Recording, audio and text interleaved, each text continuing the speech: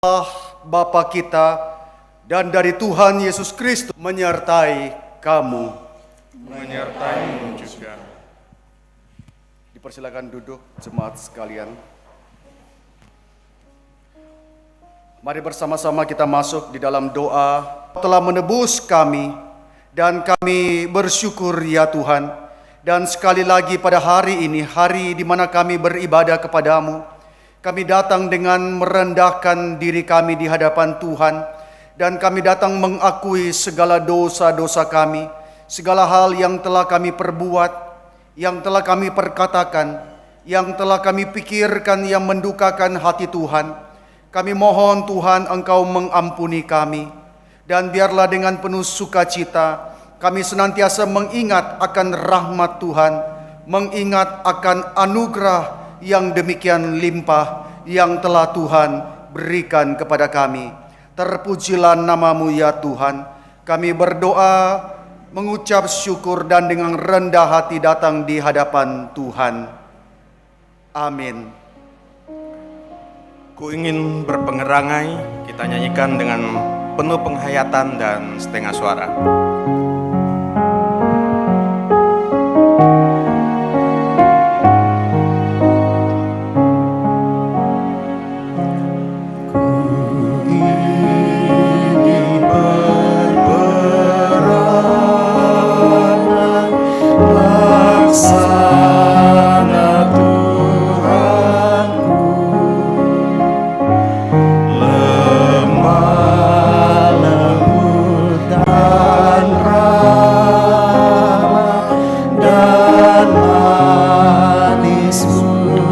Tetapi sungguh sayang ternyata ku cemar. Tetapi sungguh sayang ternyata ku cemar.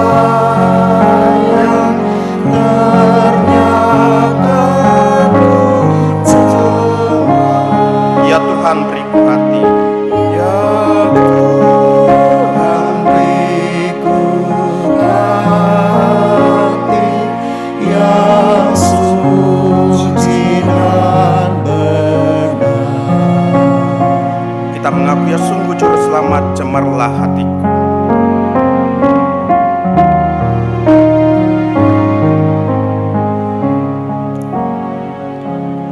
Ya sungguh juru selamat, cemarlah hatiku.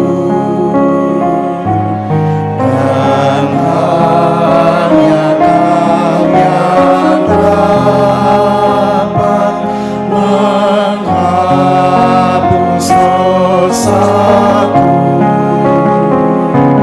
supaya Kau di surga ku pandang wajah-Mu, dan aku jadi sama laksana dirimu.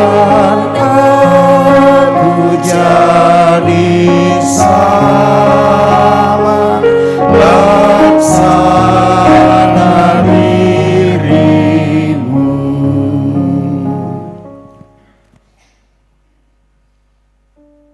Kepada kamu sekalian yang tunduk dalam penyesalan, berita anugerah dari Allah dinyatakan kembali. Jika engkau ya Tuhan mengingat-ingat kesalahan-kesalahan, Tuhan, siapakah yang dapat tahan? Tetapi padamu ada pengampunan supaya engkau ditakuti orang. Yesus sayang padaku, Alkitab mengajarku.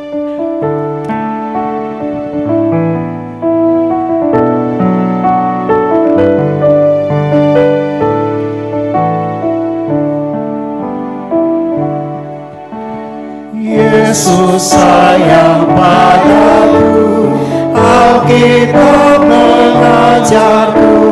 Walaupun kecil lemah, aku ini miliknya.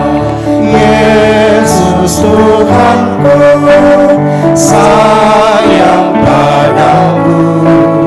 Itu firman-Nya di dalam Alkitab.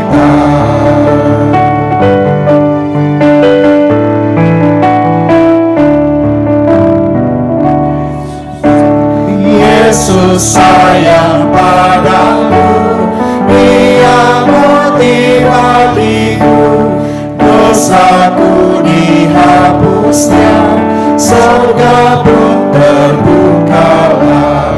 Yesus Tuhanku sayang padamu, itu firman-Nya di dalam Alkitab.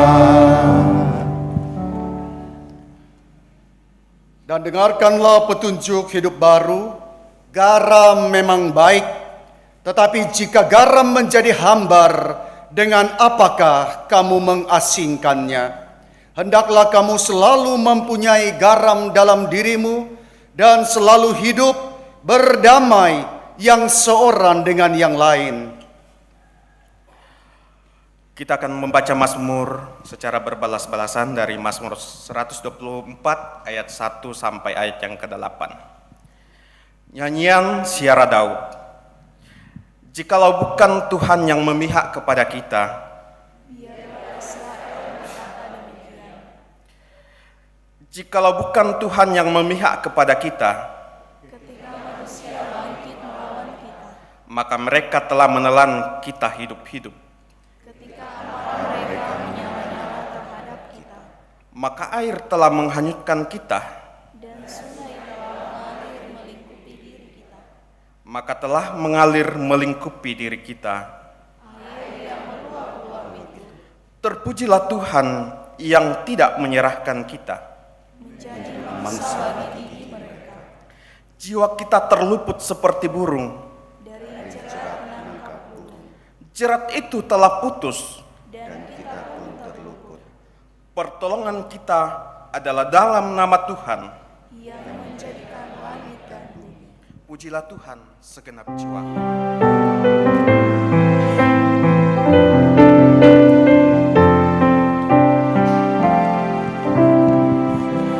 Pujilah Tuhan segenap jiwaku, nama kudusnya pujilah selalu, dan jangan lupa kebajikannya, dosamu hapus oleh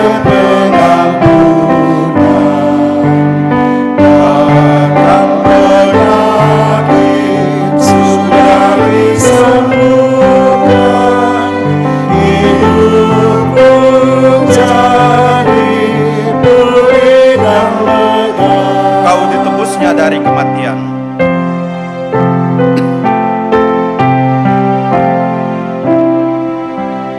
Kau ditebusnya dari kematian,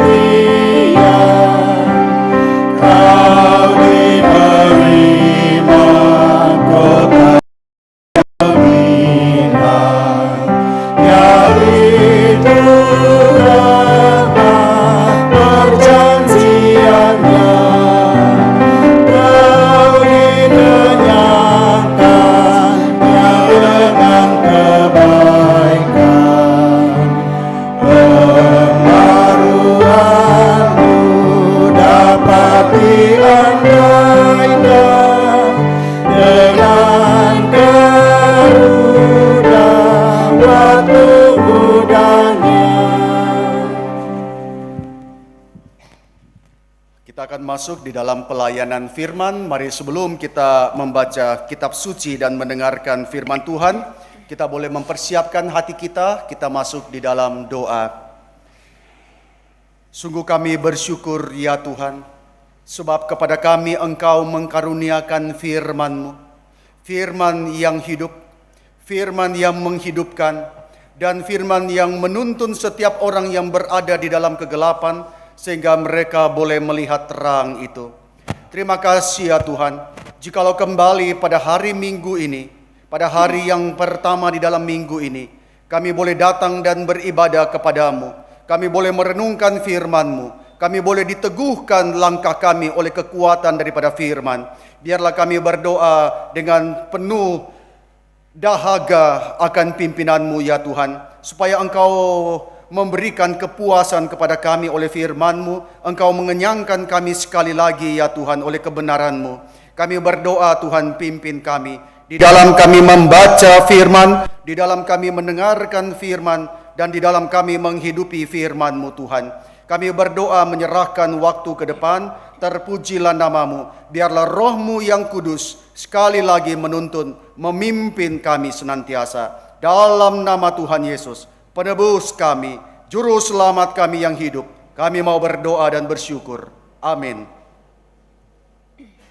Mari bersama-sama kita akan mendengarkan pembacaan Alkitab dari dua bagian kitab suci, Bilangan pasal yang ke-11 ayat pertama sampai ayat ke-29 dan Yakobus pasal yang ke-5 ayat 12 sampai ke-20. Ya, pembacaan kita yang kedua dari Bilangan 11 ayat 1 sampai ayatnya yang ke-29. Api Tuhan. Pada suatu kali bangsa itu bersungut-sungut di hadapan Tuhan tentang nasib buruk mereka, dan ketika Tuhan mendengarnya, bangkitlah murkanya. Kemudian menyalalah api Tuhan di antara mereka dan merajalela di tepi tempat perkemahan. Lalu berteriaklah bangsa itu kepada Musa, dan Musa berdoa kepada Tuhan, maka padamlah api itu. Sebab itu orang menamai tempat itu Tabera, karena telah menyala api Tuhan di antara mereka. Orang-orang bajingan yang ada di antara mereka kemasukan nafsu rakus, dan orang Israel pun menangislah pula serta berkata, "Siapakah yang akan memberi kita makan daging? Kita teringat kepada ikan yang kita makan di Mesir dengan tidak bayar apa-apa, kepada mentimun dan semangka, bawang prei, bawang merah, dan bawang putih. Tetapi sekarang kita kurus kering, tidak ada sesuatu apapun kecuali manna ini saja yang kita lihat. Adapun manna itu seperti ketumbar dan kelihatannya seperti damar bedola. Bangsa itu berlari kian kemari untuk memungutnya, lalu menggilingnya dengan batu kilangan atau menumbuknya dalam lumpang. Mereka memasaknya dalam periuk dan membuatnya menjadi roti bundar. Rasanya seperti rasa panganan yang digoreng. Dan apabila embun turun di tempat perkemahan pada waktu malam, maka turunlah juga manna di situ. Ketika Musa mendengar bangsa itu, yaitu orang-orang dari setiap kaum, menangis di depan pintu kemahnya, bangkitlah murka Tuhan dengan sangat, dan hal itu dipandang jahat oleh Musa. Lalu berkatalah Musa kepada Tuhan, "Mengapa kau perlakukan hamba-Mu ini dengan buruk? Dan mengapa aku tidak mendapatkan kasih karunia di mata-Mu, sehingga Engkau membebankan kepadaku tanggung jawab atas seluruh bangsa ini? Akukah yang mengandung seluruh bangsa ini? Atau akukah yang melahirkannya? Sehingga Engkau berkata kepadaku, pangkulah dia seperti pak pengasuh memangku anak yang menyusu, berjalan ke tanah yang kau janjikan dengan bersumpah kepada nenek moyangnya. Dari manakah aku mengambil daging untuk diberikan kepada seluruh bangsa ini? Sebab mereka menangis kepadaku dengan berkata, berilah kami daging untuk dimakan. Aku seorang diri tidak dapat memikul tanggung jawab atas seluruh bangsa ini, sebab terlalu berat bagiku. Jika engkau berlaku demikian kepadaku, sebaiknya engkau membunuh aku saja. Jika aku mendapat kasih karunia di matamu, supaya aku tidak harus melihat celakaku. Lalu berfirmanlah Tuhan kepada Musa, kumpulkanlah di hadapanku dari antara para tua-tua Israel 70 orang yang kau ketahui menjadi tua-tua bangsa dan pengatur pasukannya. Kemudian bawalah mereka ke kemah pertemuan, supaya mereka berdiri di sana bersama-sama dengan engkau. Maka aku akan turun dan berbicara dengan engkau di sana. Lalu sebagian dari roh yang hinggap padamu itu akan kuambil dan kutaruh atas mereka. Maka mereka bersama-sama dengan engkau akan memikul tanggung jawab atas bangsa itu. Jadi tidak usah lagi engkau seorang diri memikulnya. Tetapi kepada bangsa itu haruslah kau katakan, kuduskanlah dirimu untuk besok, maka kamu akan makan daging, sebab kamu telah menangis di hadapan Tuhan dengan berkata, siapakah yang akan memberi kami makan daging? Begitu baik keadaan kita di Mesir, bukan? Tuhan akan memberi kamu daging untuk dimakan.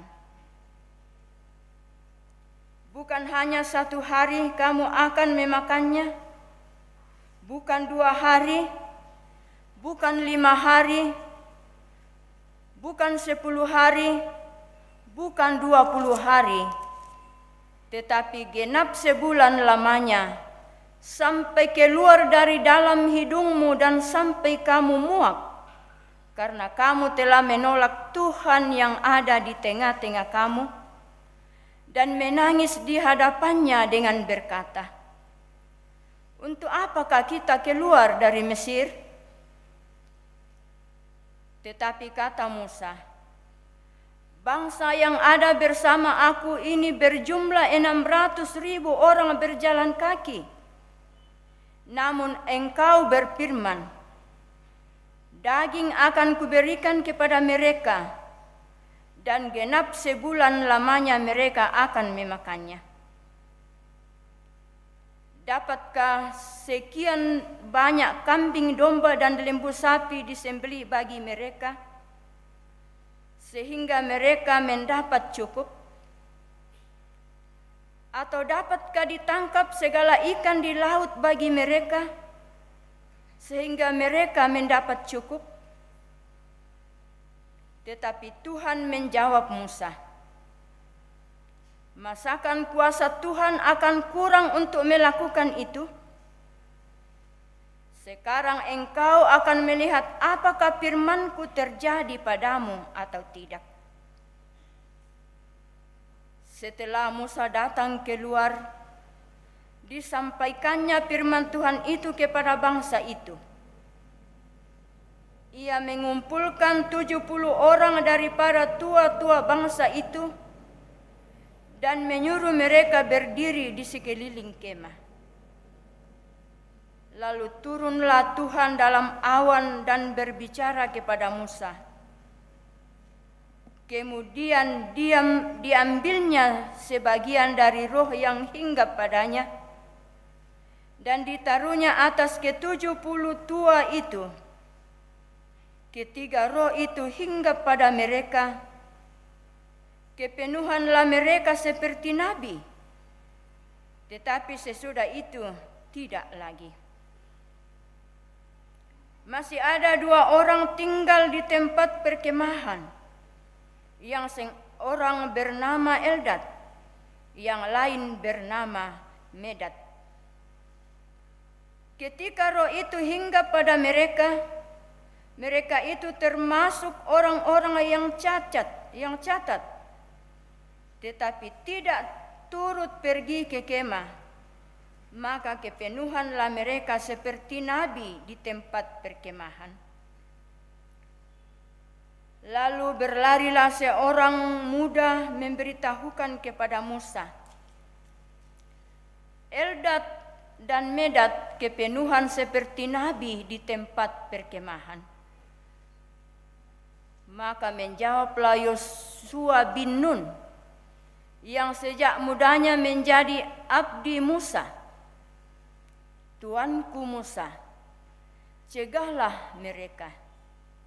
Tetapi Musa berkata kepadanya, apakah engkau begitu giat mendukung diriku?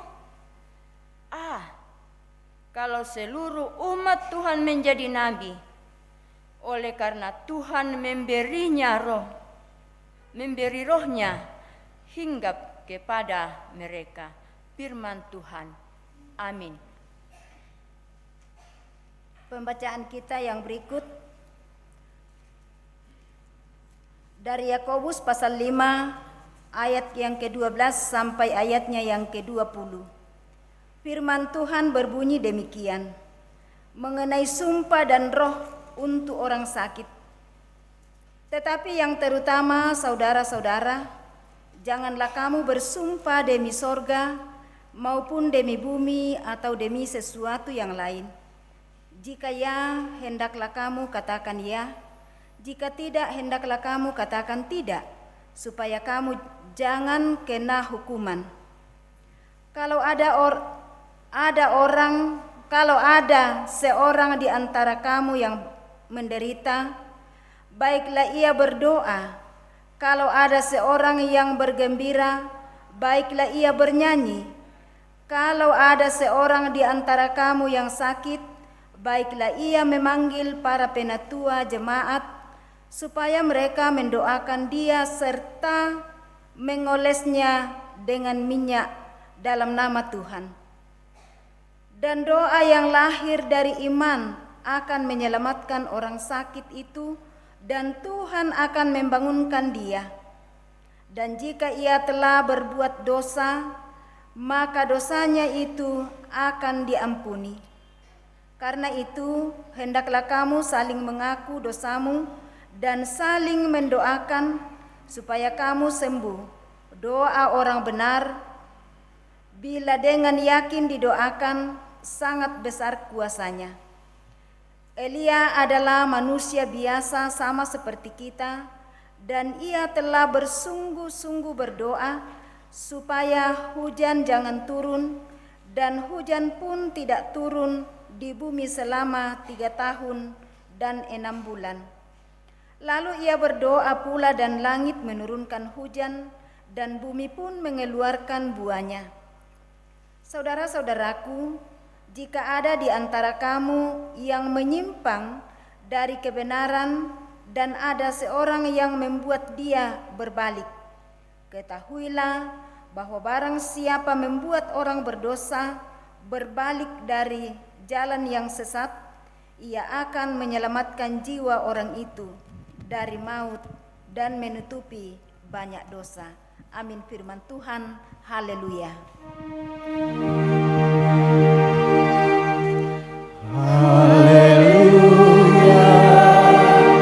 haleluya, haleluya.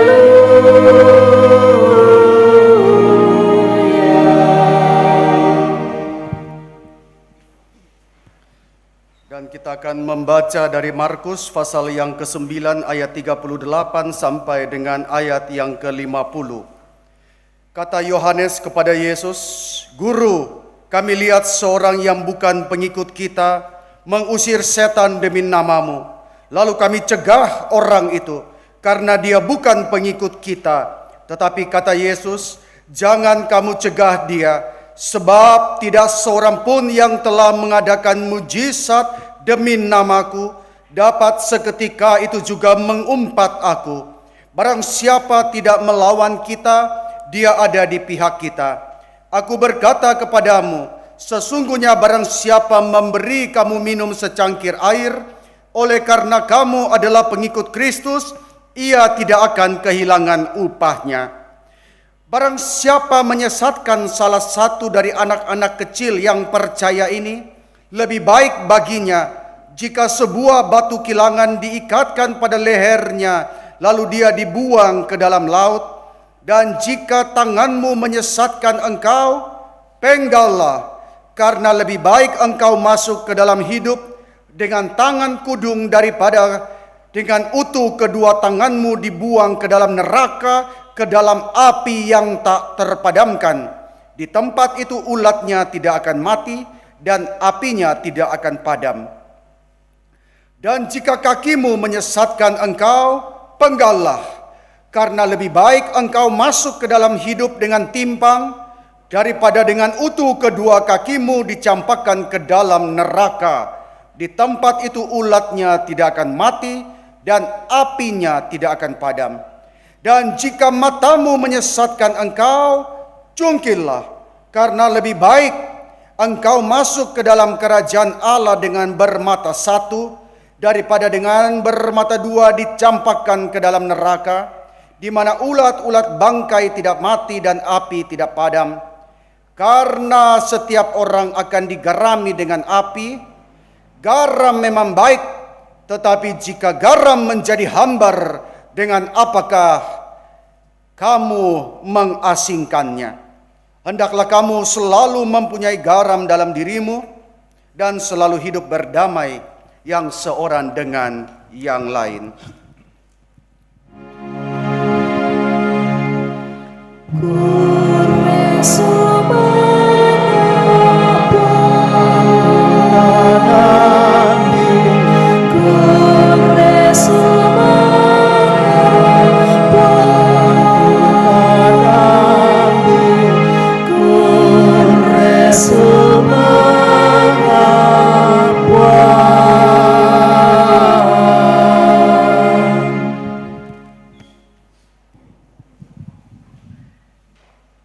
Selamat pagi Bapak Ibu Saudara sekalian yang terkasih dalam Tuhan. Kami sangat bersuka cita pada tahun ini boleh kembali datang di Tanah Toraja untuk melayani bersama-sama. Dan saya sangat bersyukur juga dengan satu penerimaan dan juga persaudaraan dengan jemaat dari Gereja Toraja. Saya pertama kali datang melayani kepada siswa-siswa di sekolah-sekolah di Toraja pada tahun 2009 dan tidak terasa sudah 15 tahun boleh melayani bersama-sama di tempat ini. Dan kami kemarin tiba dari Surabaya ke Makassar lalu menempuh perjalanan darat, tiba di tempat ini malam hari, dan pada hari ini ada 4 tempat di mana kami boleh melayani di dalam kebaktian. Dan saya bersama-sama dengan beberapa rekan dari STEMI boleh saya undang bangkit berdiri.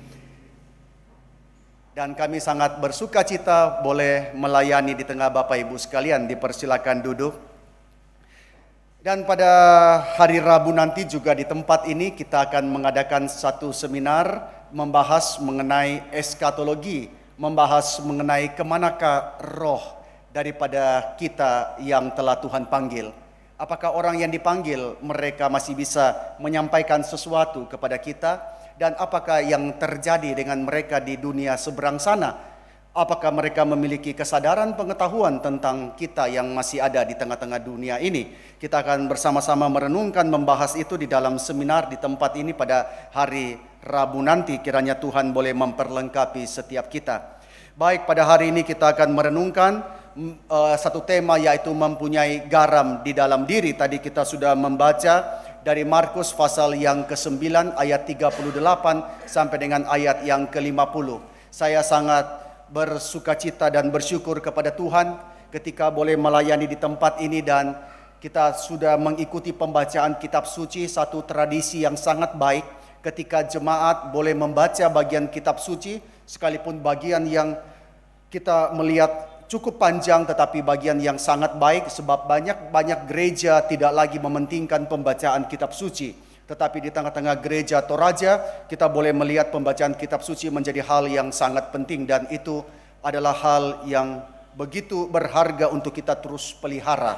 Baik Bapak Ibu sekalian, di dalam bagian yang kita baca tadi, Markus pasal ke-9 ayat 38 sampai ayat ke-50, apa yang hendak kita bicarakan di dalam bagian ini?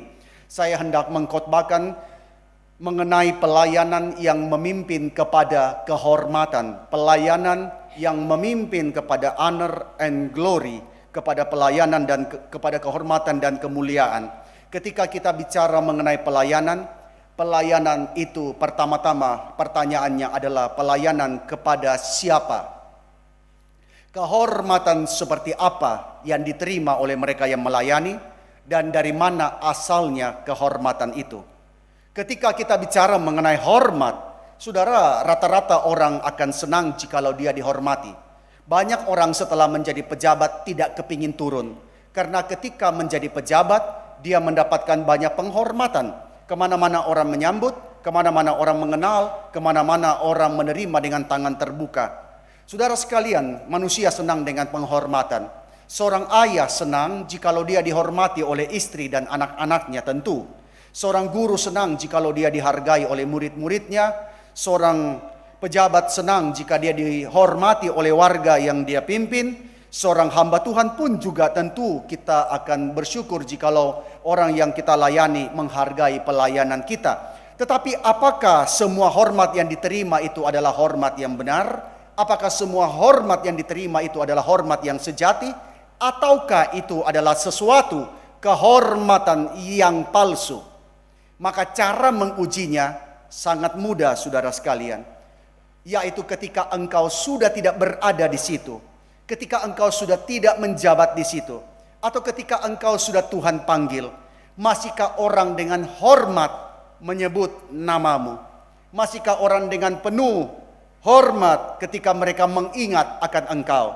Banyak orang ketika menjabat, orang-orang menghormati, tapi ketika sudah tidak menjabat, orang mencibir. Ketika sudah tidak menjabat, orang menyebut namanya dengan penuh kehinaan, saudara sekalian. Maka pada hari ini kita bicara mengenai kehormatan yang sejati. Dari mana datangnya kehormatan yang sejati itu? Jangan-jangan kita selama ini mengejar, kita mencarinya dari tempat yang keliru. Maka pada hari ini kita akan belajar melalui tema ini, yaitu mempunyai garam di dalam diri. Nah, saudara sekalian, Bapak Ibu, apa yang diceritakan di dalam bagian yang kita baca ini? Nah, kisah ini muncul di tengah-tengah perjalanan Yesus membawa murid-muridnya di dalam perjalanan ke Yerusalem, dan Yesus berkali-kali mengingatkan kepada mereka apa yang akan terjadi kepada dirinya di Yerusalem itu.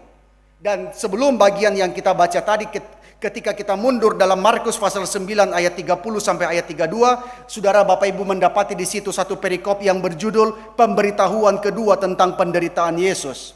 Berarti Yesus menyampaikan berkali-kali tentang apa yang akan terjadi, penderitaan, kesulitan, bahkan kematiannya yang akan menantikan dia di Yerusalem. Tetapi saudara sekalian, apa yang terjadi saudara sekalian? Bagaimana reaksi daripada murid-murid? Kalau kita lihat di dalam bagian yang lain di Alkitab, ketika Yesus pertama kali memberitakan mengenai penderitaan dan kematiannya, kita tahu reaksi daripada Petrus. Petrus langsung menarik Yesus dan berkata, Tuhan, sekali-kali hal itu tidak akan menimpa engkau.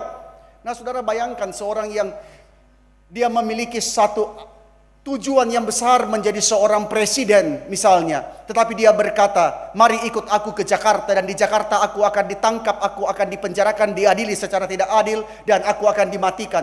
Maka kita akan berkata, jangan pergi ke Jakarta kalau begitu.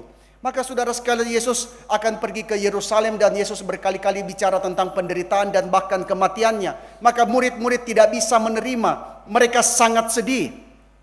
Tetapi jangan lupa, Yesus tidak hanya bicara mengenai penderitaannya, Yesus tidak hanya bicara mengenai kematiannya, tetapi Yesus juga berbicara mengenai kebangkitannya.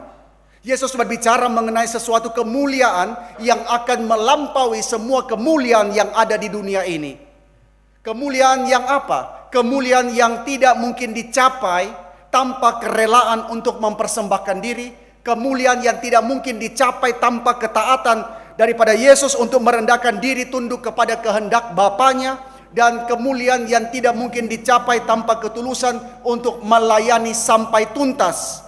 Tetapi saudara sekalian, betapa sayangnya, sebab murid-murid hanya melihat kepada penderitaan, tetapi tidak melihat kepada kemuliaan yang akan menyertai setelah itu. Maka mereka begitu sedih. Nah, kadang-kadang kita mengikut Tuhan, kita hanya lihat betapa susahnya ikut Tuhan, betapa menderitanya sebagai orang Kristen. Seandainya saya beragama yang lain mungkin hidup lebih mudah. Seringkali kita melihat hal seperti itu, tetapi kita lupa betapa besar kemuliaan yang telah disediakan oleh Kristus bagi setiap orang yang setia dan sedia mengikuti Dia. Maka murid-murid ketika Yesus menceritakan bagaimana Dia akan disalibkan nanti di Yerusalem, Dia akan mengalami penderitaan, mereka sedih. Mereka tidak ingin, karena bukan itu kehormatan yang kami mau. Kami mau ikut Engkau ke Yerusalem karena kami mau mendapatkan jabatan, kami mau mendapatkan posisi. Tapi jangan bicara soal kematian, bukan itu kehormatan yang kami inginkan. Maka ketika Yesus bicara tentang penderitaannya, mereka sedih. Tetapi Alkitab mencatat mereka tidaklah cukup sedih untuk kemudian mereka mengesampingkan segala perselisihan pribadi mereka mengenai siapa di antara mereka yang terbesar. Bayangkan murid-murid ikut Yesus sudah sekian lama, tetap tidak mengerti pengajaran Yesus. Maka mendidik jemaat itu bukan hal yang mudah. Kita kira ketika orang masuk gereja sudah otomatis jadi orang Kristen yang baik. Murid-murid mereka mengikuti Yesus sekian lama tetap tidak mengerti. Mereka masih berselisih, mereka masih bertengkar mengenai siapa yang terbesar. Mereka ketika Yesus mengatakan Dia akan menderita di Yerusalem, Dia akan dimatikan, mereka sedih, tapi tidak cukup sedih untuk kemudian mereka mengesampingkan segala perselisihan siapa yang terbesar di antara mereka. Nah saudara, mungkin kita pikir setelah mereka mendengar apa yang Yesus katakan tentang penderitaan dan kematiannya, mereka akan melupakan ambisi egois mereka dan memusatkan diri kepada Kristus. Tetapi tidak. Kita membaca di dalam Markus pasal yang ke-9 ayat 33 sampai 37, ada pertengkaran di antara mereka. Pertengkaran mengenai siapa yang terbesar. Mungkin mereka kasak-kusuk, mereka melihat kenapa hanya Petrus, Yakobus dan Yohanes yang dibawa oleh Yesus ke atas gunung di dalam peristiwa transfigurasi. Maka di sini saudara sekalian ya, ketika Yesus memilih 3 murid dan tidak membawa 12 murid seluruhnya naik ke atas gunung, di situ kita harus sadar satu hal, bahwa anugerah Allah itu mutlak berdasarkan kehendak dan kedaulatan daripada Tuhan Allah. Anugerah Allah itu tidak diberikan sama rata sama rasa. Maka ada orang mengatakan Tuhan tidak adil. Saudara sekalian, Tuhan yang memberikan anugerah dan Dia berhak memberikan kepada siapa yang Dia kehendaki.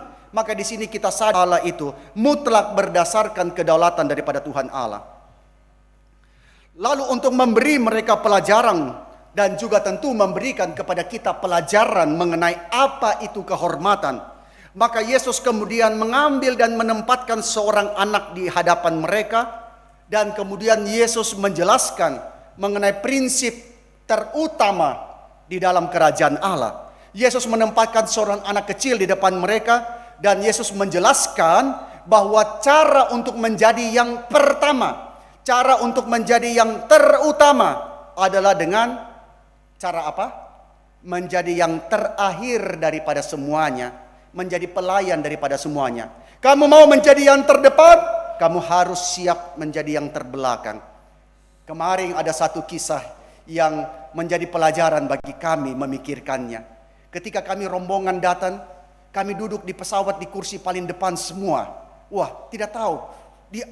Ada pengaturan, kami dapat tempat di paling depan. Tetapi karena semua bagasi penuh, maka terpaksa sebagian taruh di bagasi di paling belakang di pesawat. Ketika keluar, ternyata kami tidak bisa keluar di depan. Harus menunggu sampai semua keluar baru kemudian ambil bagasi di belakang. Maka di situ saya mengatakan inilah firman Tuhan.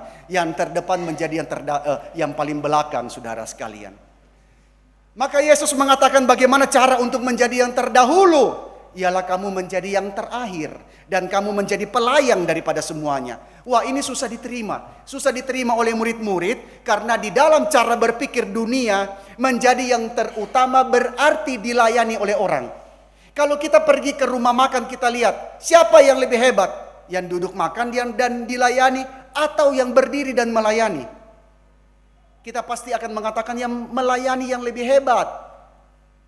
Tetapi Yesus mengatakan tidak. Cara berpikir dunia yang terutama berarti dilayani oleh semua orang. Tetapi cara di dalam kerajaan Allah itu sangat bertolak belakang. Dan disitulah Yesus mengambil seorang anak kecil menjadi contoh di tengah-tengah mereka. Anak kecil yang belum terkontaminasi oleh ambisi yang tidak sehat. Anak kecil demikian adalah contoh daripada ketaatan dan kerendahan hati. Saya kadang membayangkan waktu kita berteman di masa kecil. Kenapa pertemanan di masa kecil banyak yang berlanjut sampai kepada usia dewasa? Kenapa? Karena waktu mereka kecil, mereka berteman, mereka tidak terlalu pandang kamu siapa. Mereka berteman dengan penuh kepolosan, mereka berteman dengan penuh kebersahajaan. Mereka kemudian bisa menjalin relasi sampai tua. Maka reuni banyak dari kecil, reuni sampai kemudian mereka tua berkumpul. Mereka bisa saling menyapa dengan akrabnya. Anak-anak belum terkontaminasi oleh ambisi yang tidak sehat. Dan Yesus mengatakan itu adalah contoh ketaatan dan kerendahan hati.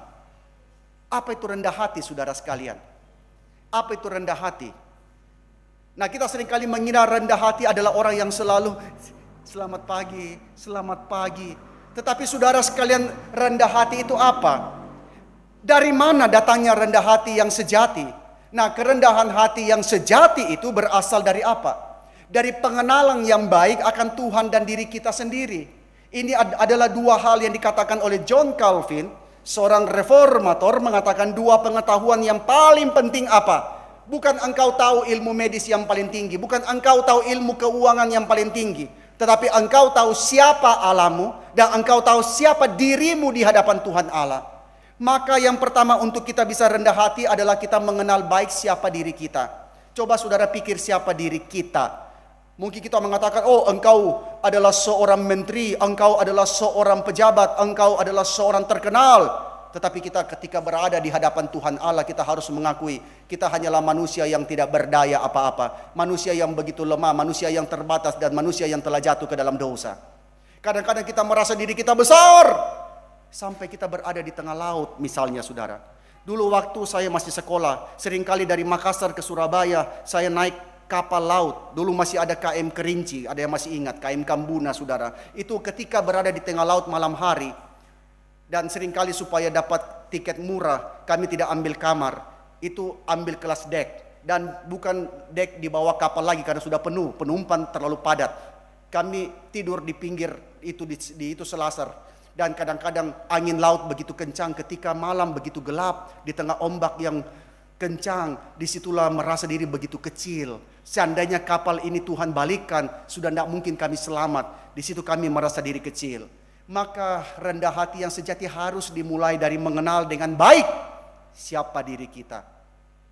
Lalu menerima diri kita, menjadi diri di hadapan Tuhan, menjadi diri kita sendiri di hadapan Tuhan, bukan mencoba belagak seperti orang lain dan kemudian memberikan diri kepada orang lain. Itulah kerendahan hati yang sejati, melayani saudara sekalian. Nah, filosofi daripada dunia ini mengatakan bahwa Anda hebat jikalau orang lain bekerja untuk Anda. Anda hebat jikalau orang lain bekerja untuk Anda. Tetapi Yesus mengajarkan bahwa kehebatan itu datang dari pelayanan kita kepada orang lain, saudara. Dari pelayanan kita kepada orang lain. Mungkin kita bangga, oh orang yang di bawah saya ada ribuan orang, saudara sekalian. Saya punya family. Selalu kalau suaminya mengatakan, bawahan saya, karyawan saya ada 1000. Istrinya mengatakan bercanda, kalau saya ada 1001. Nah saudara sekalian, kita mengatakan engkau hebat jikalau banyak orang bekerja di bawahmu melayani engkau. Tetapi Yesus mengatakan tidak.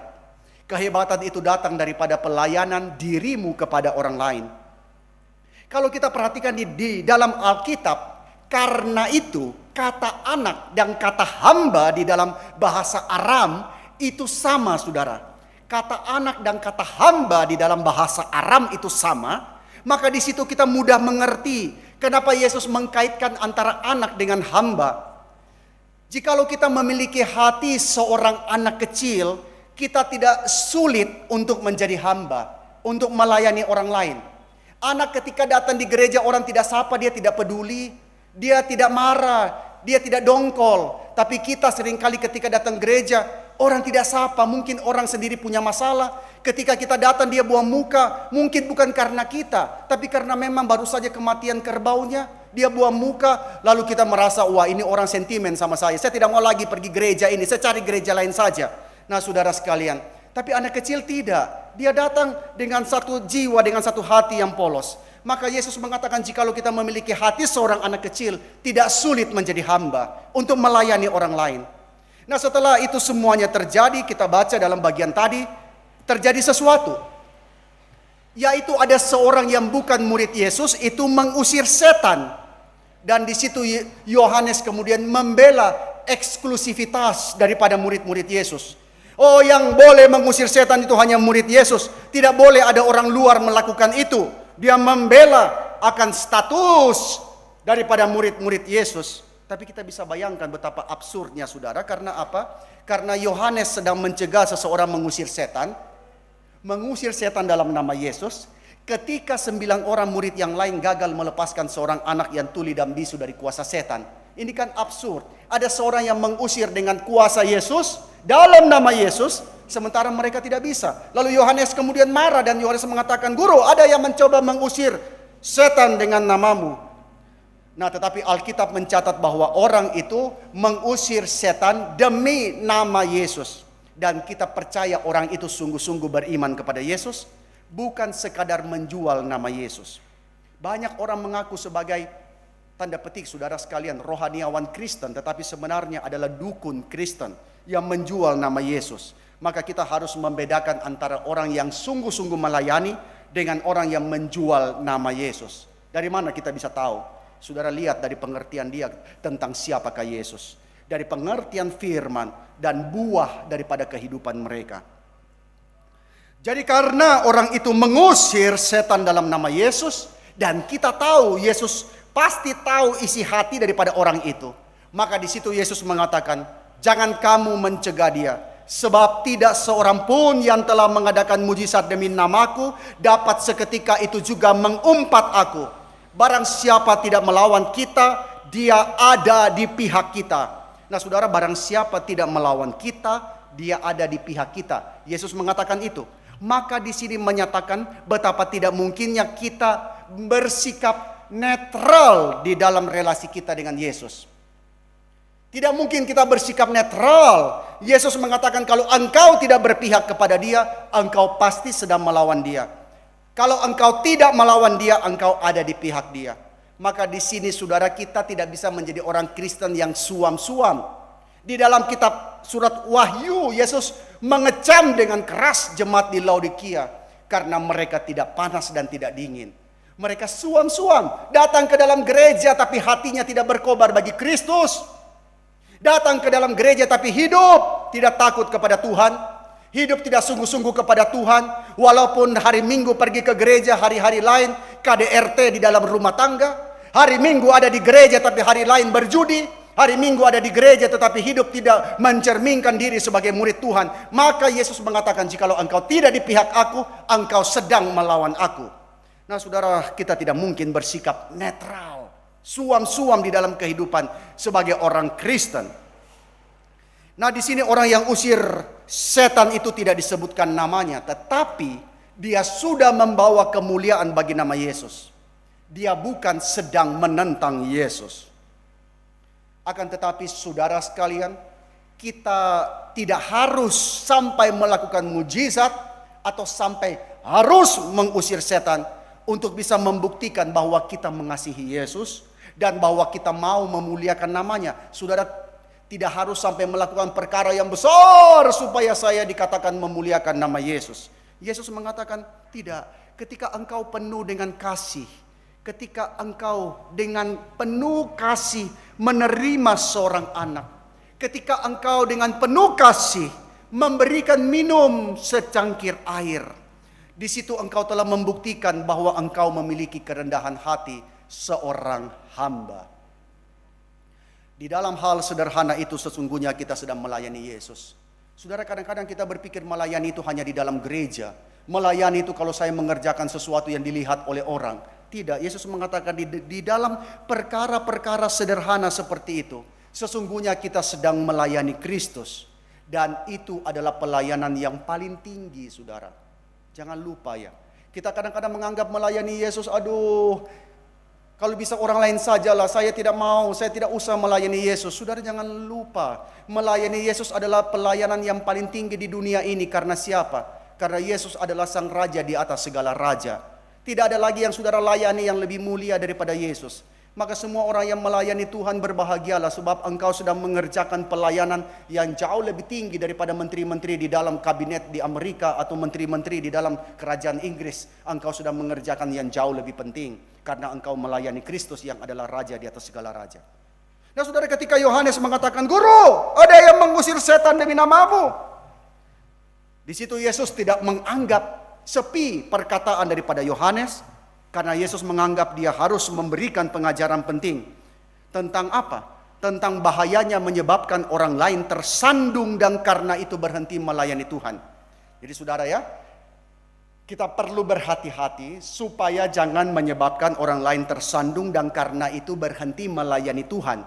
Itu dikatakan di dalam Markus pasal 9 ayat 42 sampai 50. Bagian yang kita baca yang diberi judul siapa yang menyesatkan orang. Yang diberi judul adalah tentang garam. Nah, Yesus kemudian mengatakan barang siapa menyesatkan salah satu dari anak-anak kecil yang percaya ini. Nah, saudara, anak-anak kecil yang percaya ini tentu bukan semata-mata anak-anak, tetapi adalah semua anak-anak Allah yang mengikuti Kristus dan berusaha untuk melayani Dia. Maka Yesus mengatakan jangan menyesatkan mereka. Nah, cara orang percaya memperlakukan orang lain di dalam keluarga Allah itu adalah satu hal yang sangat serius. Cara kita memperlakukan saudara kita di dalam kerajaan Allah itu adalah hal yang sangat serius. Saudara, kita harus berduka kalau di dalam gereja ada perkelahian, di dalam gereja ada pertengkaran, permusuhan, perselisihan yang tidak habis-habisnya. Karena di dalam bagian ini Yesus mengajarkan cara orang percaya memperlakukan orang lain dalam keluarga Allah itu adalah sesuatu hal yang sangat serius. Karena itu Yesus mengatakan di ayat 50, Allah ingin kita hidup di dalam damai satu dengan yang lain. Karena jikalau para murid tidak bisa akur satu dengan yang lain, maka mereka mana bisa akur juga dengan orang lain. Kita mengatakan aku mencintai Tuhan, aku mencintai sesama. Tetapi Yesus mengatakan, tetapi Allah mengatakan mereka yang ada di depan matamu, apakah engkau mengasihi mereka? Apakah engkau hidup dalam damai dengan mereka? Nah lalu kemudian dalam bagian ini ketika Yesus memberikan pesan yang serius tentang neraka, maka di sini Yesus memberikan peringatan yang sungguh-sungguh kepada kita untuk dengan serius dan sungguh-sungguh kita bersikap dan menangani dosa, saudara sekalian. Dosa bukan perkara yang sepele. Ketika Yesus bicara tentang neraka, Yesus bicara tentang bagaimana perlunya kita dengan sungguh-sungguh menangani dosa yang kita sadari ada dalam hidup kita. Maka apapun dalam hidup kita yang membuat kita tersandung dan menyebabkan orang lain tersandung, Yesus mengatakan harus disingkirkan. Seolah-olah seperti melalui sesuatu operasi. Operasi, saudara. Tangan, kaki, dan mata itu dianggap bagian tubuh yang berharga, saudara. Dianggap bagian tubuh yang berharga, tetapi Yesus mengatakan harus dibuang jikalau menyebabkan dosa.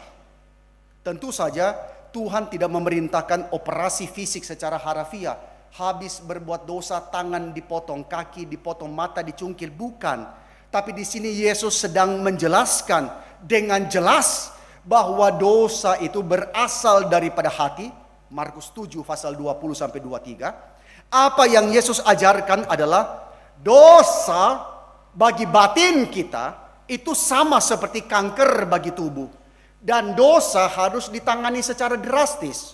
Saudara merasa ada bagian tubuh yang tidak enak, saudara tidak biarkan. Mencari dokter, pergi ke rumah sakit, periksa. Kenapa ada bagian tubuh yang tidak normal? Tetapi seringkali ketika rohani kita tidak beres, kita tidak pernah peduli. Kita tidak pernah berdoa dengan sungguh-sungguh. Kita tidak pernah mencari petunjuk dan nasihat daripada firman Tuhan. Yesus mengatakan dosa bagi batin itu sama seperti kanker bagi tubuh. Dan dosa itu harus ditangani secara sungguh-sungguh serius dan secara drastis.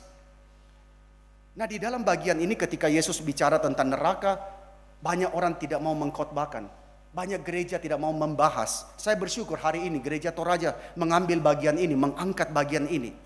Beberapa orang terkejut ketika mendengar kata-kata yang menakutkan tentang neraka dari mulut Yesus. Kita tidak suka dengar itu. Tapi ini adalah firman Tuhan. Hari ini bahkan banyak orang Kristen tidak lagi percaya adanya neraka. Tapi Yesus sendiri mengatakan ada sesuatu tempat yang disebut sebagai neraka, saudara. Sebuah tempat siksaan kekal dan hukuman yang adil. Hukuman yang adil. Maka saudara lihat perumpamaan Lazarus dan orang kaya. Nah, saudara sekalian, pernah ada seorang pendeta militer di Amerika, dia melayani para tentara yang akan pergi berperang. Dan dia mengatakan kepada para tentara di dalam khotbahnya, dia mengatakan, tidak ada yang namanya neraka. Tidak ada neraka. Karena Allah adalah Allah yang penuh kasih, maka Allah tidak mungkin ada tempat seperti neraka. Lalu kemudian setelah dia khotbah, tentara-tentara itu mengatakan, kalau engkau mengatakan tidak ada neraka, kami tidak butuh pelayananmu lagi. Kami tidak mau mendengarkan khotbahmu lagi. Karena apa? Kalau neraka itu tidak ada, berarti kita tidak usah takut dengan kematian. Tentara akan pergi perang. Di dalam peperangan mereka akan menghadapi kematian. Kalau neraka itu tidak ada, berarti kami tidak usah takut dengan kematian. Kalau kami tidak usah takut dengan kematian, kami tidak perlu petunjuk firman Tuhan. Kami tidak perlu penghiburan daripada firman Tuhan. Lalu mereka mengatakan, tetapi jika neraka itu ada, Bapak Pendeta, maka Bapak Pendeta sudah menyesatkan kami. Kalau neraka itu ada. Nah, saudara, Yesus bicara mengenai neraka, saudara. Kata yang diterjemahkan sebagai neraka itu adalah Gehenna. Kata itu berasal dari bahasa Ibrani, yaitu lembah Gehinon. Satu lembah yang sungguh-sungguh ada di luar daripada Yerusalem. Tempat daripada Raja Ahaz yang jahat itu pernah menyembah Molok, dewa api, pernah bahkan mengorbankan anak-anaknya di dalam api. Nah, di sini Yesus mengatakan neraka itu tidak bersifat sementara. Neraka itu bersifat selama-lamanya. Wahyu 20 ayat 10. Jadi saudara sekalian, betapa pentingnya untuk orang-orang berdosa itu. Mereka boleh beriman kepada Yesus Kristus. Maka setiap kali kita melayani, setiap kali misalnya saudara, kita berkhotbah kepada anak-anak misalnya, kita harus dengan serius agar mereka sungguh-sungguh percaya kepada Yesus.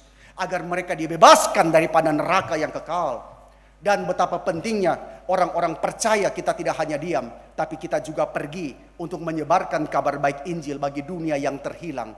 Kita harus pergi karena apa? Terlalu banyak orang di luar sana, mereka sedang berjalan menuju kepada neraka yang kekal. Dan kita harus pergi menyebarkan kabar baik Injil. Nah, saudara sekalian, ketika membaca bagian ini bisa saja ada orang yang mendebat kata-kata Yesus dan mengatakan, wah, yang diminta Yesus itu terlalu berat. Yang diminta Yesus itu pengorbanan yang terlalu besar bagi kita. Kalau itu caranya menghadapi dosa, sangat merugikan.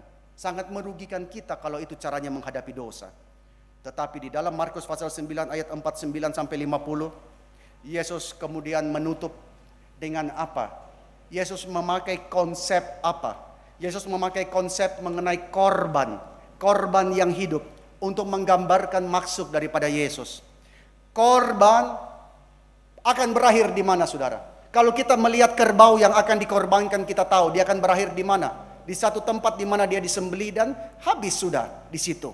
Maka korban, saudara sekalian, pada zaman orang-orang Israel, ketika mereka mempersembahkan korban, korban itu akan berakhir di mana? Di mezbah. Dan korban itu akan habis dimakan oleh api. Korban berakhir di mezbah dan dia akan habis dimakan oleh api. Maka di sini seakan-akan Yesus bertanya, apakah engkau lebih suka menanggung api neraka sebagai orang berdosa yang terhilang, yang sementara waktu menikmati dosa, ataukah engkau mengalami api penyucian Tuhan sebagai pengorbanan bagi kemuliaannya? Pilih yang mana yang engkau mau. Apakah engkau lebih suka menanggung api neraka sebagai orang berdosa yang terhilang, yang sementara waktu di dunia ini menikmati dosa? Betapa banyak orang begitu bodoh hidup. Berapa banyak orang menyia-nyiakan umurnya. Mereka hidup menikmati dosa, tidak sadar bahwa setelah kematian itu ada kehidupan yang selama-lamanya terbentang di hadapan mereka. Apakah engkau lebih suka berada di dalam api neraka yang bersifat kekal selama-lamanya? Ataukah engkau di dalam hidup ini mengalami api penyucian daripada Tuhan sebagai pengorbanan bagi kemuliaannya?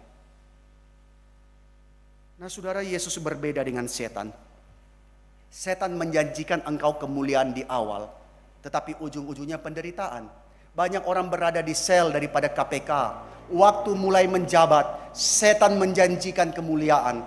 Kalau engkau menjadi pejabat, engkau punya kuasa untuk mengeruk keuntungan sebanyak-banyaknya. Kalau engkau menjadi pejabat, engkau punya kuasa untuk mengatur hidup orang lain. Engkau akan mendapatkan kehormatan, engkau akan mendapatkan kemuliaan, engkau akan menikmati fasilitas kelas 1. Oh, setan menjanjikan. Tetapi setelah itu ujung-ujungnya adalah penderitaan, saudara sekalian. Tapi Yesus berbeda. Yesus memanggil kita untuk apa? Yesus memanggil kita untuk menderita sekarang ini. Saudara yang sedang berada di dalam dosa yang mengikat, saudara harus melawan dosa itu. Saudara harus menyingkirkan kebiasaan yang selama ini saudara nikmati. Saudara harus berada di dalam api penyucian. Saudara harus berada di dalam penderitaan untuk sementara waktu.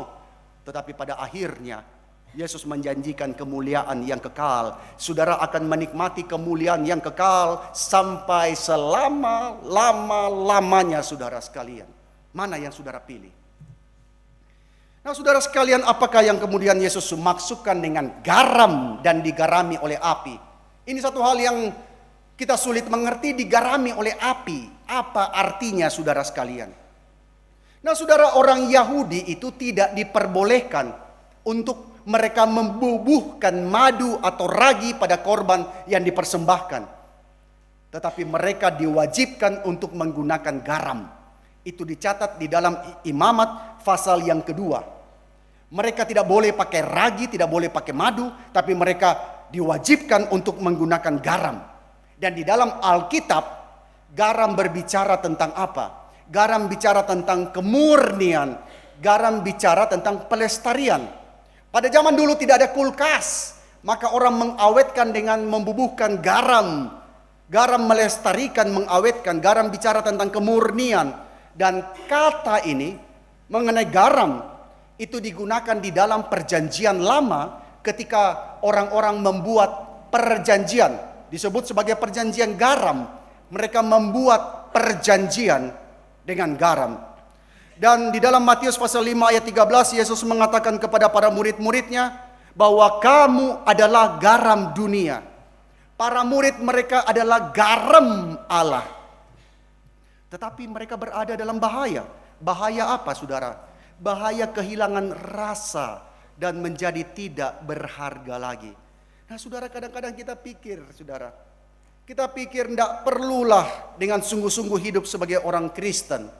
Tetapi Yesus mengatakan ada kebahayaan yang sangat besar. Bahwa kamu akan kehilangan rasa. Kamu menjadi tidak berharga lagi. Nah ini yang mungkin kita agak sulit memahami karena hari ini garam yang kita konsumsi itu garam yang sudah dimurnikan. Garam yang tidak kehilangan rasa. Tetapi garam pada masa itu bercampur dengan kotoran dan bisa kehilangan rasanya.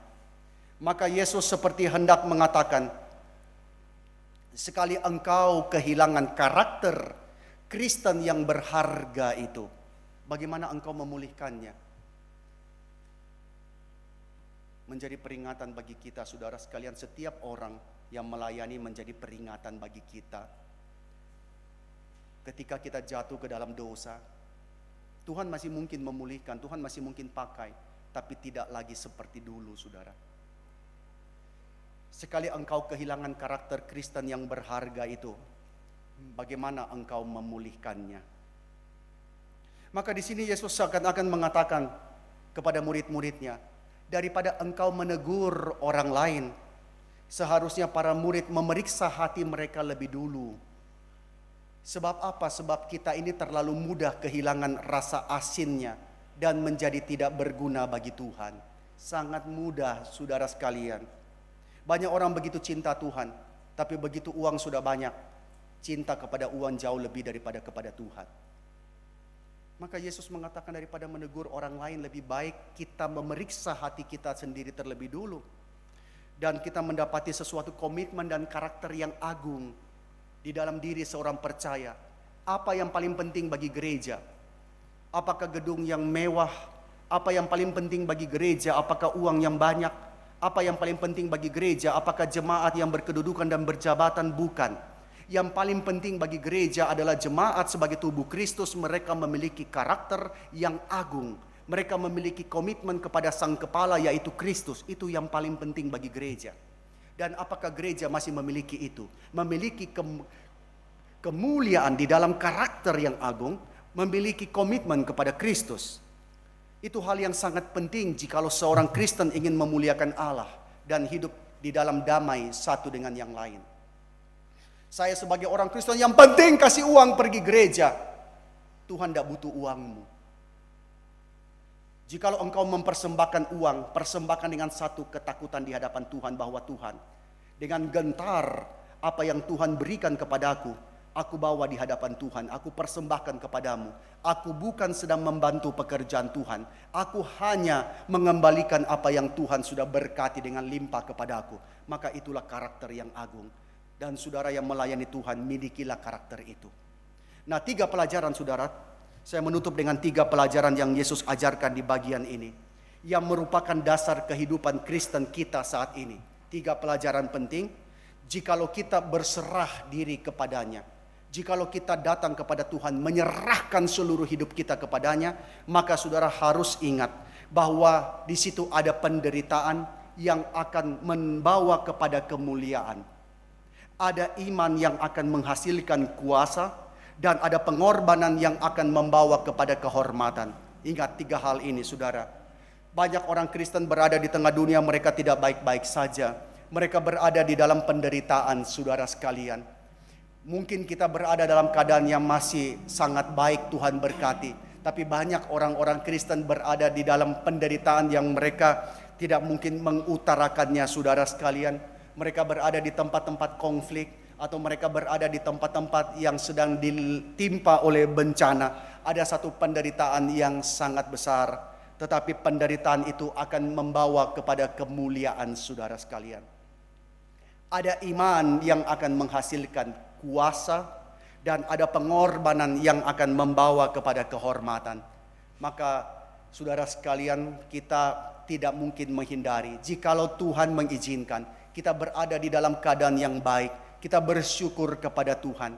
Tetapi jikalau pada satu hari nanti kita dibawa masuk kepada yang namanya penderitaan, sebagai orang percaya, bukan karena dosa saudara, tetapi sebagai satu hal yang Tuhan kehendaki untuk membawa kemuliaan bagi namanya, biarlah saudara dikuatkan, saudara dan saya dikuatkan bahwa Allah hendak menyatakan kemuliaannya melalui kehidupan daripada anak-anaknya. Dan melalui kehidupan yang beriman, Allah akan menghasilkan kuasa, dan melalui pengorbanan itu akan membawa kepada kehormatan gereja, kepada kehormatan daripada umat Tuhan. Saudara, biarlah kita boleh hidup di dalam kehormatan itu, mempunyai garam di dalam diri kita. Kita maunya mempunyai kemuliaan duniawi dalam diri kita. Tapi Yesus pada hari ini di dalam tema kita, hendaklah engkau mempunyai garam yang akan terus, sekalipun dipandang tidak berharga, sekalipun dipandang tidak berkilau di tengah-tengah dunia ini, tetapi dia menghasilkan karya yang sangat penting. Maka saudara sekalian, Petrus pada akhirnya, selama dia ikut Yesus, banyak kelemahan dia. Selama ikut Yesus, banyak kesalahan yang dia perbuat. Petrus pernah dengan angkuhnya mengatakan, sekalipun yang lain meninggalkan engkau, aku sekali-kali tidak akan meninggalkan engkau. Tapi Yesus mengatakan, sebelum ayam berkokok engkau sudah 3 kali menyangkali aku. Petrus banyak hal yang dia tidak mengerti tentang siapakah Yesus. Dia tidak mengerti, belum mengerti mengenai karakter Kristen yang agung, belum mengerti mengenai kemuliaan di balik salib. Tetapi pada akhirnya Petrus memahami. Pada akhirnya Petrus menerima akan pesan yang Yesus hendak ajarkan kepadanya. Dan di dalam 1 Petrus pasal ke-5 ayat ke-10, saya mengajak kita membuka Alkitab bersama-sama dan kita baca bersama-sama 1 Petrus pasal yang ke-5 ayat 10 untuk menutup firman Tuhan pada pagi ini.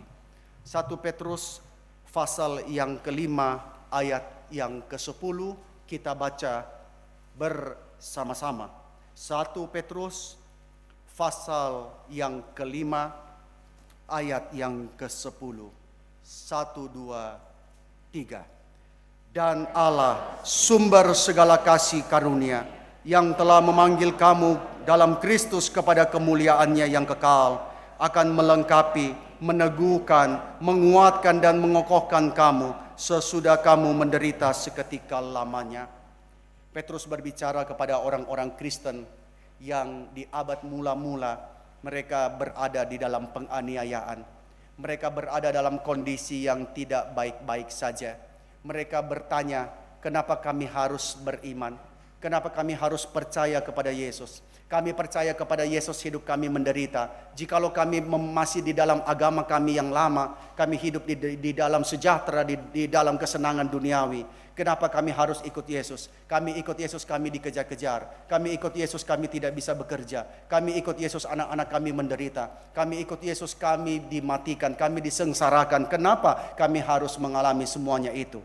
Dan di situ Petrus mengatakan, sebab Allah sumber segala kasih karunia yang telah memanggil kamu dalam Kristus kepada kemuliaannya, bukan yang sementara tetapi kemuliaannya yang kekal. Percayalah bahwa Allah juga yang akan memperlengkapi kamu, Allah yang akan meneguhkan kamu, Allah yang akan menguatkan kamu dan mengokohkan kakimu. Allah akan terus memimpin kamu sampai kepada kemuliaan yang tidak terkatakan. Pada hari ini kita belum melihat kemuliaan itu, tetapi saudara bisa tahu kemuliaan macam apa. Karena pada hari itu, hari Yesus datang untuk kali yang kedua, pada hari itu tidak ada lutut yang tidak bertelut, dan tidak ada lidah yang tidak akan mengakui siapakah Yesus. Maka saudara bisa tahu kemuliaan itu, kemuliaan yang demikian besar itu. Dan Petrus mengatakan, engkau akan melihat kemuliaan itu sesudah kamu menderita seketika lamanya. Maka biarlah saudara sekalian kita boleh merenungkan, kita menderita karena apa? Karena dosa-dosa kita? Atau kita menderita karena Tuhan berkehendak bagi kemuliaan namanya? Celakalah kalau kita harus menderita karena dosa-dosa kita, tetapi bersukacitalah karena saudara, jikalau saudara dan saya boleh menderita bagi kemuliaan namanya, bagi kerajaannya yang sudah hadir tetapi belum di dalam segenap kemuliaannya. Kita akan melihat kemuliaannya satu hari nanti. Kita akan berhadapan dengan Kristus, wajah berhadapan wajah. Dan kita akan melihat Sang Juru Selamat kita dengan penuh air mata sukacita, kebahagiaan, sebab Dia telah datang bagi umatnya. Mari kita boleh masuk dalam doa. Kami berdoa Tuhan, dan kami mengucap syukur bahwa Engkaulah Allah yang mengasihi kami. Engkau menebus kami, tetapi Engkau tidak mengambil kami daripada dunia ini. Kami sementara waktu ada di tengah-tengah dunia ini untuk mengerjakan apa yang menjadi amanat-Mu Tuhan, untuk mengerjakan apa yang menjadi kehendak-Mu, mengerjakan apa yang menjadi perintah-Mu selama kami hidup. Kami berdoa Tuhan, teguhkan kami. Kami berdoa bahwa Tuhan yang memanggil kami di dalam Kristus kepada kemuliaan yang kekal, yang akan memperlengkapi kami, yang akan meneguhkan kami, yang akan menguatkan kami, yang akan mengokohkan kami sampai hari yang besar itu tiba. Hari di mana kami akan berjumpa dengan Kristus, hari di mana kemuliaan itu boleh kami saksikan.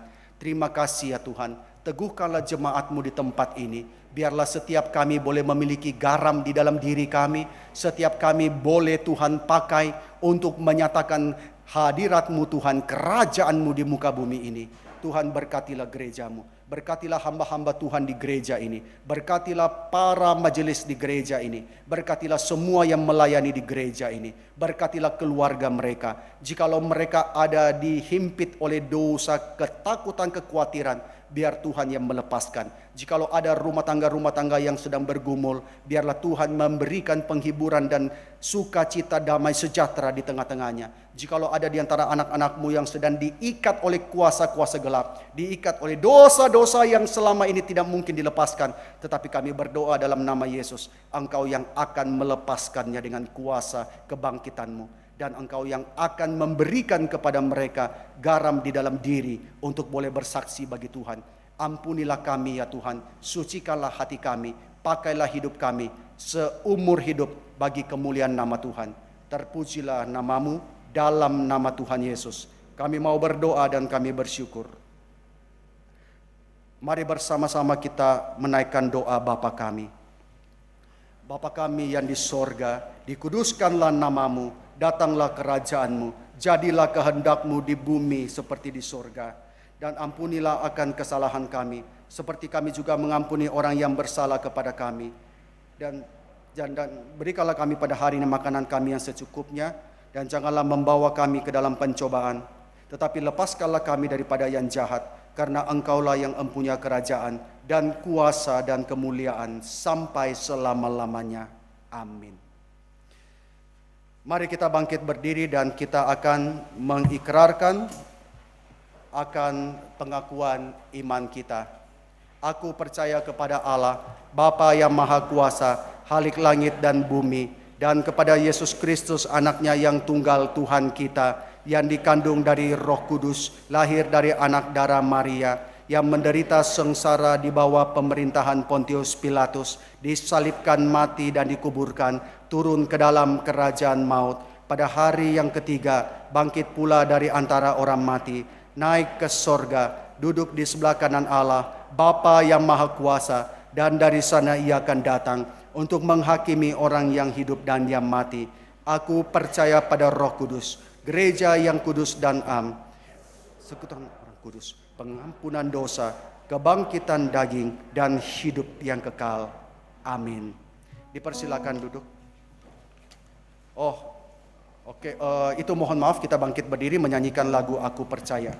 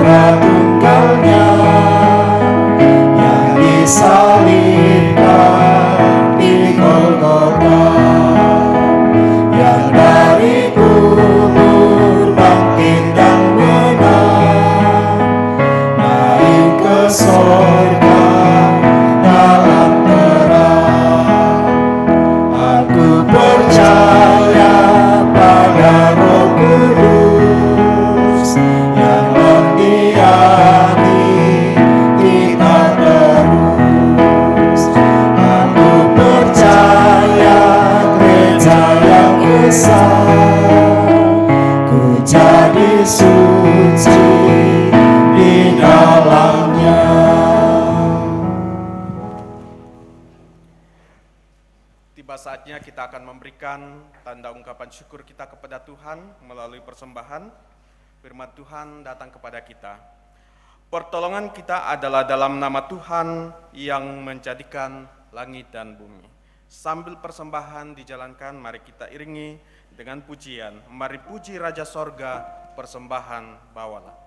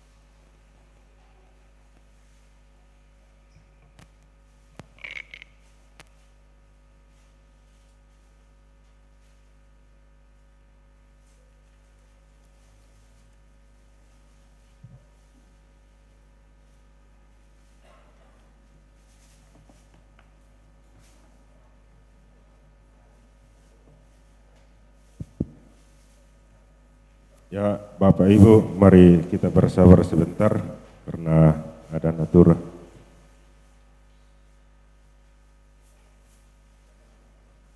Ini untuk pembangunan. 10.000 satu kali.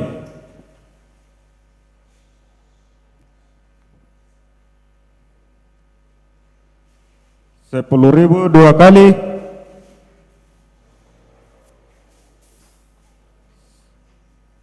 10.000 dua kali.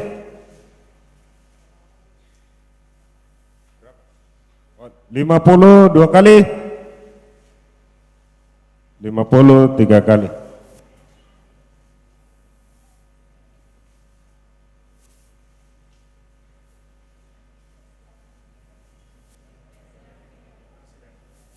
Ini untuk persidangan PKB. 10.000 satu kali.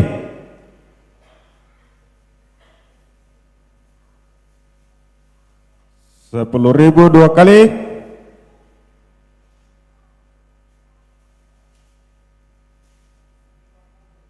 50 dua kali. 50 tiga kali. Ya, ini masih sama tadi untuk persidangan PKB.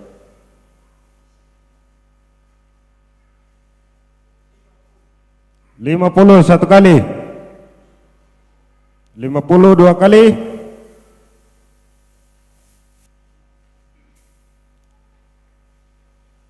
50 tiga kali.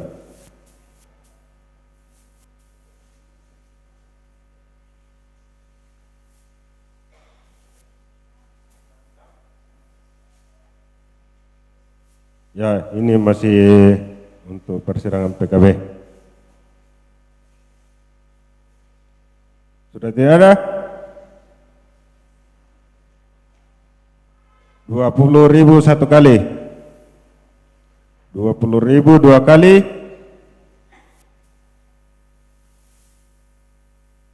20.000 dua kali. 20.000 tiga kali.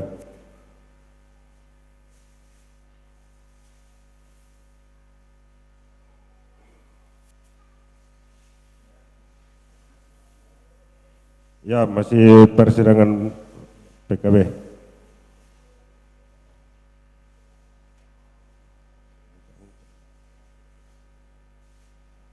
Sudah tidak ada?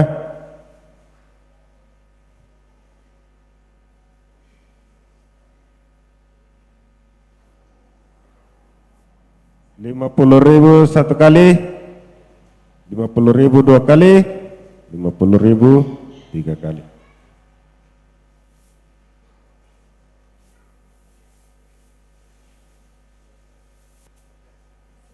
Ya, ini masih sama dengan yang tadi, PKB, persidangan PKB.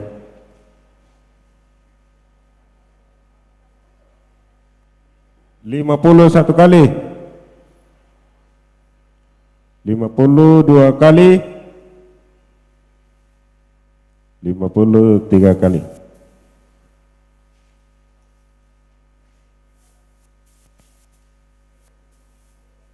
Ya, ini masih persidangan PKB.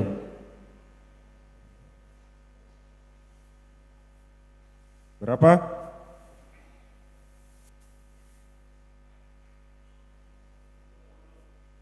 50 satu kali.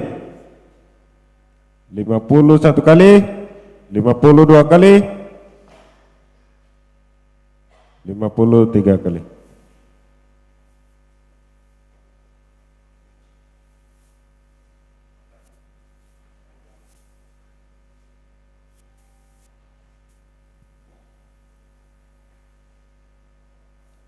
Ya, terima kasih banyak atas keterlibatan kita semua. Kami dari majelis ucapkan terima kasih. Terima kasih.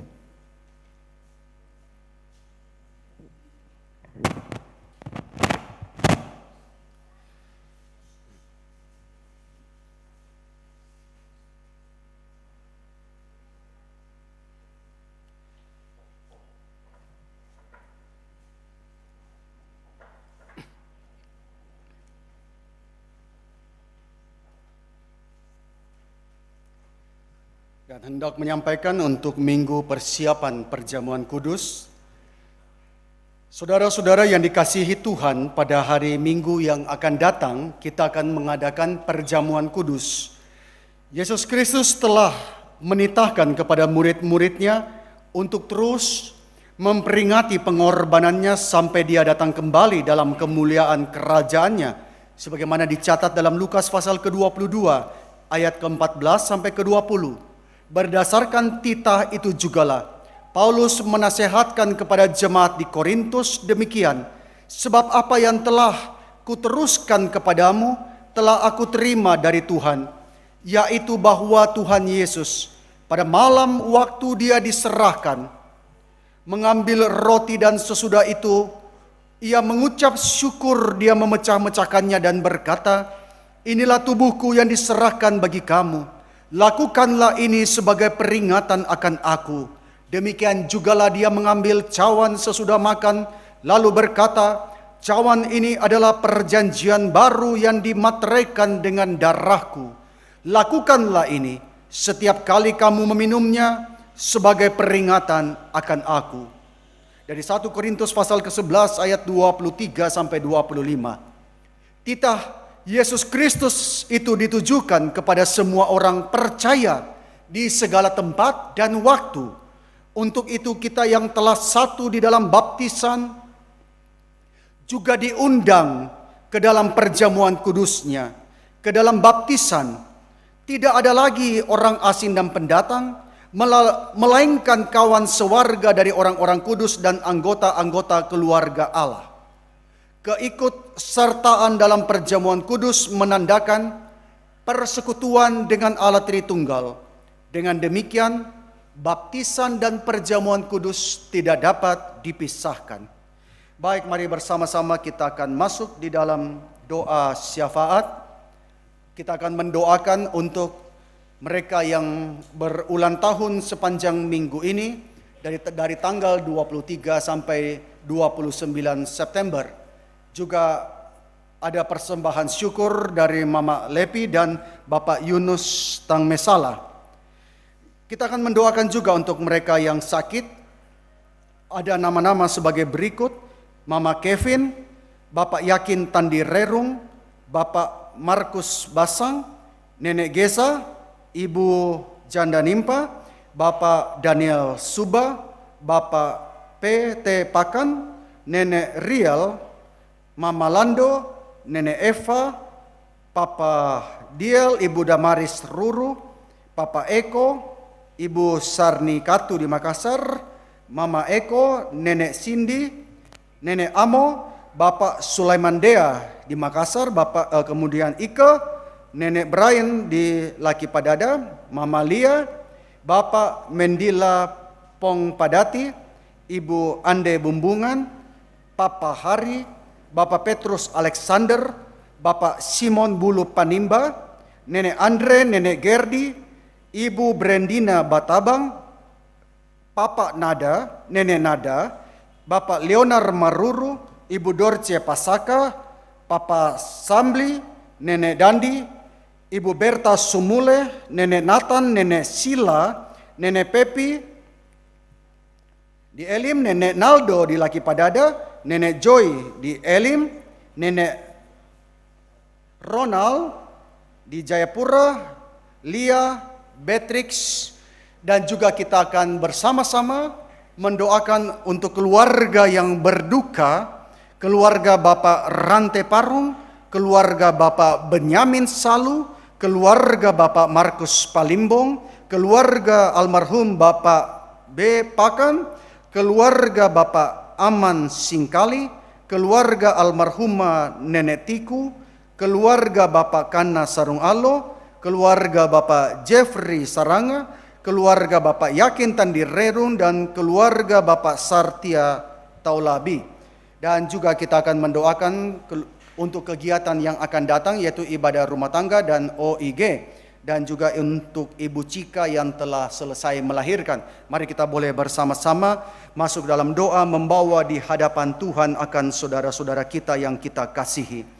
Kami berdoa Tuhan dan mengucap syukur untuk setiap daripada saudara-saudara seiman kami, rekan-rekan jemaat yang berulang tahun di dalam minggu ini. Kami bersyukur akan pemeliharaan Tuhan yang sudah membawa setiap saudara kami boleh mengenal Engkau di dalam iman kepadamu ya Tuhan.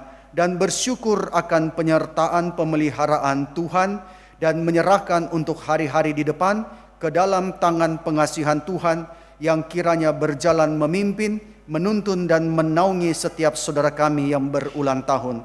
Demikian juga kami berdoa bagi persembahan syukur dari Mama Lepi dan Bapak Yunus Tangmesala.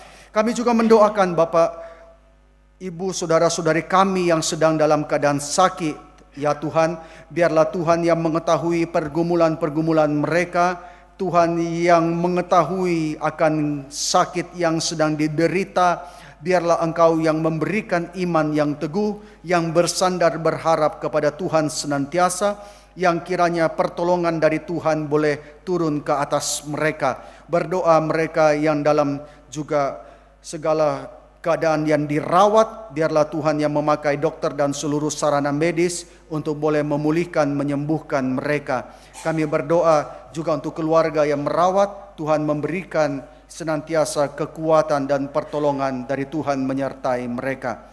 Demikian juga kami berdoa ya Tuhan untuk mereka yang berduka. Kami berada di tengah-tengah dunia di mana kami tidak mungkin menghindari akan kehilangan orang-orang yang kami kasihi. Demikianlah pada hari ini kami mau mengingat ya Tuhan, mereka yang berduka, yang kehilangan orang yang mereka kasihi.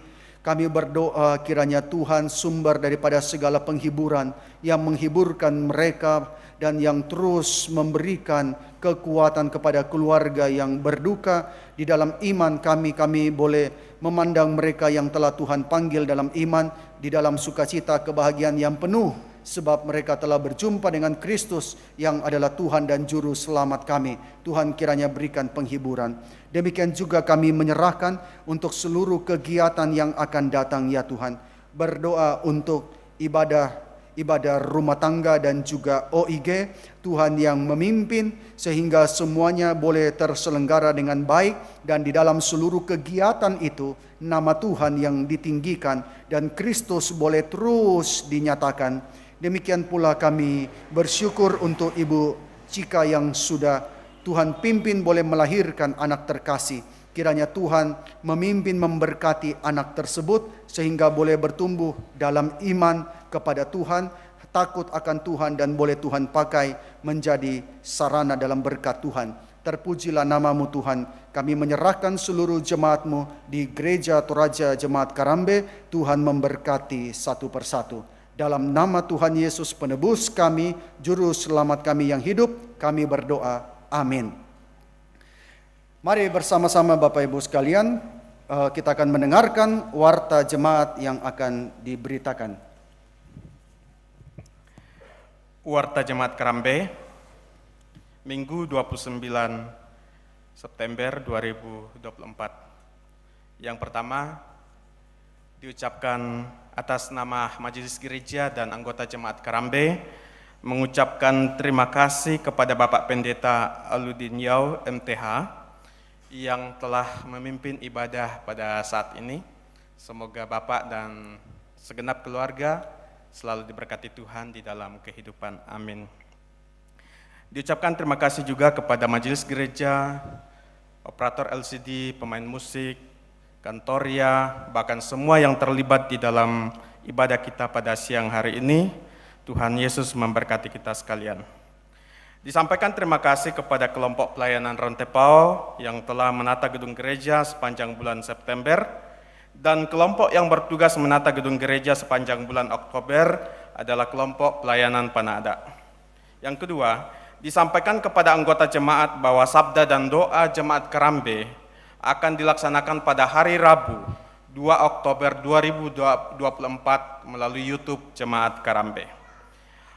Yang ketiga, pembinaan Majelis Gereja dan anggota Jemaat Karambe dilaksanakan pada hari Rabu 2 Oktober 2024 dengan tema eskalogi, apa yang Alkitab katakan tentang dunia orang mati. Ini menarik Bapak Ibu, silakan untuk hadir. Pembicara adalah Bapak Pendeta Aludin Yao MTH yang ada di depan kita semua. Akan dilaksanakan pada pukul 16 WITA. Ini terbuka untuk segenap jemaat Tuhan. Yang berikut, persiapan bersama PWGT Jemaat Kerambe dilaksanakan pada hari Senin 30 September pukul 16. Pemimpin persiapan Saudari Windy Panggoa Layuk Estiol. Yang berikut disampaikan kepada anggota jemaat bahwa jam doa akan dilaksanakan pada hari Sabtu 5 Oktober 2024 pukul 5.30 pagi. Pelayan Penatua Yusak Yokoyama, Diaken Mariana Sampe, dan Saudari Nidia Elgidia.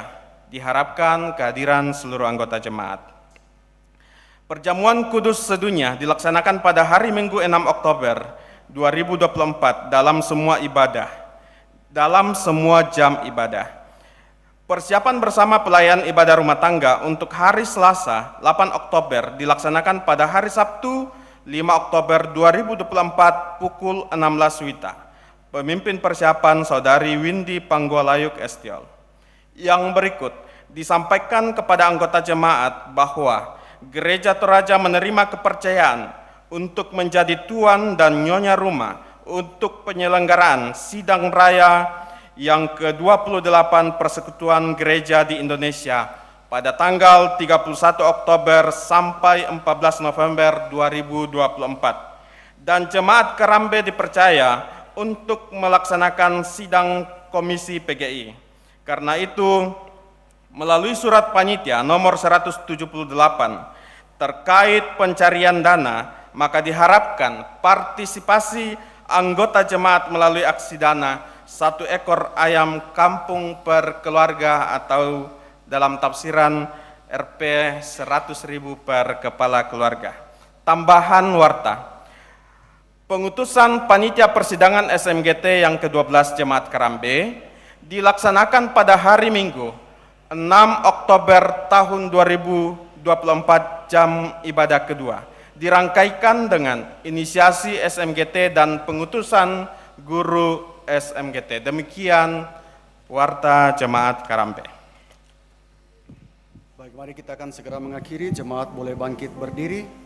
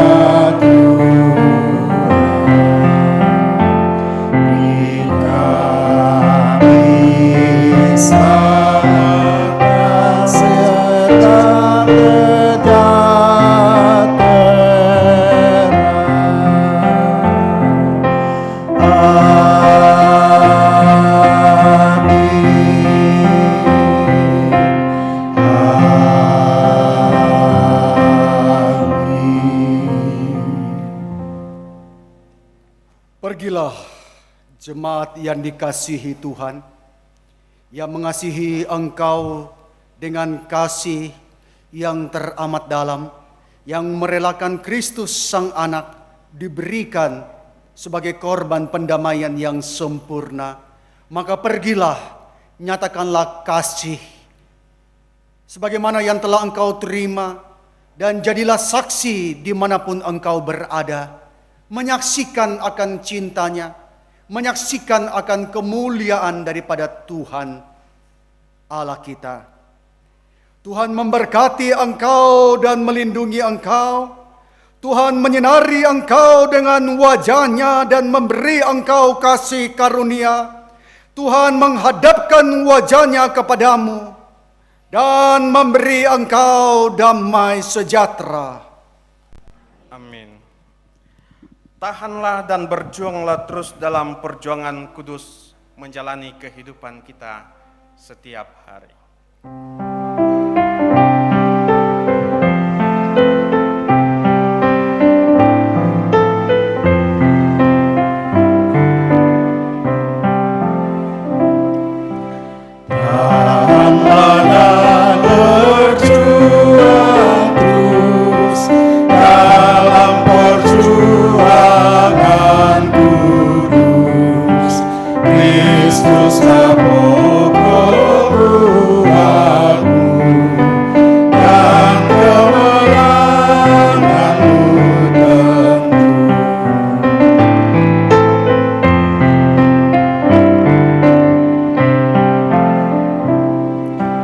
Jangan sesat di dunia, ikutlah terang anugerah. Jalan benar yang kau tempuh, itulah Kristus Tuhanmu.